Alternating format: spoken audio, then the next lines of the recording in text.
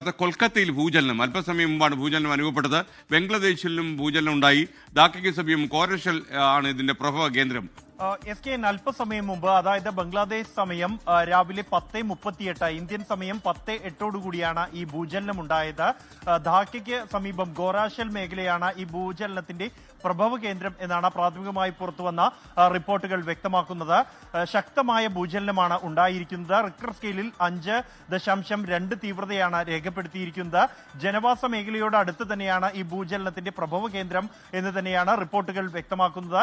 ആളുകൾ വലിയ തോതിലുള്ള ആശങ്ക ഉയർത്തി. പ്രത്യേകിച്ച് കൊൽക്കത്ത നഗരത്തിൽ ശക്തമായ ഭൂചലനമാണ് അനുഭവപ്പെട്ടത്. ഇതിന്റെ പ്രകമ്പനത്തിന്റെ ഭാഗമായി ബഹുനില കെട്ടിടങ്ങളിൽ നിന്നെല്ലാം ആളുകൾ ഇറങ്ങിയോടുന്ന സാഹചര്യമുണ്ടായി. വടക്ക് കിഴക്കൻ സംസ്ഥാനങ്ങളിലെ മേഖല എന്നുള്ളത് സാധാരണ ഭൂചലനം ഇടയ്ക്കടി ഉണ്ടാകുന്നതാണെങ്കിൽ പോലും ശക്തമായ വിഭാഗത്തിൽപ്പെടുന്ന ഭൂചലനം അപൂർവമായി മാത്രമാണ് ഈ മേഖലയിൽ ഉണ്ടാകുന്നത്. സമീപകാലത്തെ ഏറ്റവും ശക്തമായ ഭൂചലനമാണ് ധാക്കയ്ക്ക് സമീപം ഉണ്ടായിരിക്കുന്നത്. ഇതിൽ മറ്റ് അപായങ്ങളോ അത്തരത്തിലുള്ള റിപ്പോർട്ടുകളോ സംബന്ധിച്ച് ഇതുവരെയും വിവരങ്ങളൊന്നും ലഭ്യമായിട്ടില്ല.